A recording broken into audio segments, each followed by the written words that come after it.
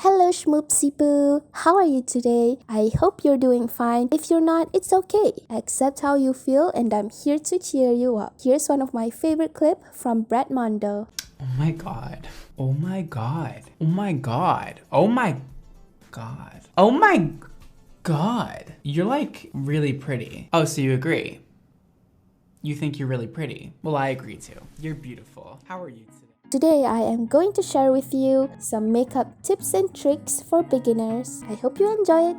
Let's start with foundation. The first tip is to recognize your skin tone. Do you have warm or cool skin tone? Recognizing your skin tone will help you get the right color that matches your skin and not making you look orange or gray. Because sometimes looking at the bottle, it looks quite similar to your skin tone, but when you swatch it, it doesn't match. You look really close at your veins. You will see the color of your veins, vaguely. If you have blue or purple veins, you most likely have cool skin. If you have green or olive veins, you're most likely warm. And if you have blue or green, you could still be on that sliding scale of neutral. Does gold jewelry or silver jewelry look better on you? Do you usually find yourself leaning towards one or the other? Silver jewelry is cool, whereas gold jewelry is warm. Take a white piece of paper, hold it up to I your will face. link down below a Mondo's video explaining how to detect your skin tone. Second tip for foundation, I have seen videos saying you should swatch the foundation on your neck and see if it matches your neck instead of your face. I think because for some people, their face looks paler or red than the rest of the body. In my opinion, choosing the one that matches your neck will give you a smoother and more natural look. Next, don't forget your powder. I don't have a specific tip for this aside from choosing the one that matches your skin. And you know what? Sometimes if I'm lazy, I will just use a regular talcum powder. I'm not sure if that's okay to put on your foundation, but you can try it if you don't want to buy any compact powder or loose powder. The third one is concealer. Choose a concealer that is lighter than your foundation so that you can conceal dark parts of your face like your dark circles or your pimples. Don't be afraid if it seems a little light. I'm sure when you put your blusher and bronzer on, everything will eventually look balanced. Next, eyebrow. I've seen so many tutorials for eyebrows, but I found a solution that I never expected to work like magic. Use an eyebrow template. I bought mine from DIY, but I'm pretty sure you can find anywhere online. It's cheap, quick, and simple to use. All you need to do is pick the one that matches your eyebrow shape. Fill it in with your eyebrow pencil and make sure to brush it so that it looks more natural.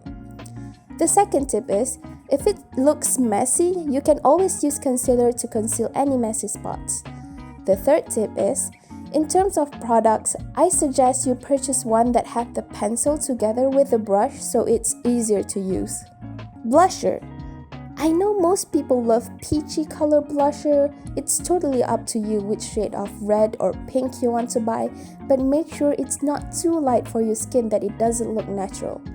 And second of all, if you don't have blusher, no need to worry. You can always use your lipstick. Just put a little bit on your cheeks and make sure to blend it well with your fingers. Eyelashes. I'm pretty sure most people use eyelash curler, but sometimes it's so hard to make your eyelashes curl. So I found a trick to this. I saw it from 5-Minute Craft, I think. Put your eyelash curler in a warm or hot water and wait for a few minutes. But be sure to wipe it once you take it out of the water so that it won't mess up your eyeshadow. And be careful to not put too close to your eyelid that it will hurt you. Mascara. I am not a pro at using mascara and I rarely buy mascara either, but if you have bought plenty of them, you can detect which one works for you. Some mascara are so thick and waterproof that it will make your eyelashes fall off. Yikes. We interrupt our program to bring you this important message. I initially wanted to complete all tips and tricks, but I'm so tired from editing and I feel like the other two, which are eyeshadow and eyeliner, I have to demonstrate it to you. So I will probably upload another part. To get notified whenever I upload the next video, you just have to subscribe and turn the notification bell on. So these are my main tips when purchasing products or when doing your makeup. I know there are more than this. I didn't mention bronzer, highlighter, primer, and setting spray. I don't always buy makeup, so I'm afraid I will give the wrong information. Plus, explaining them will be more tricky when this is just supposed to be for beginners.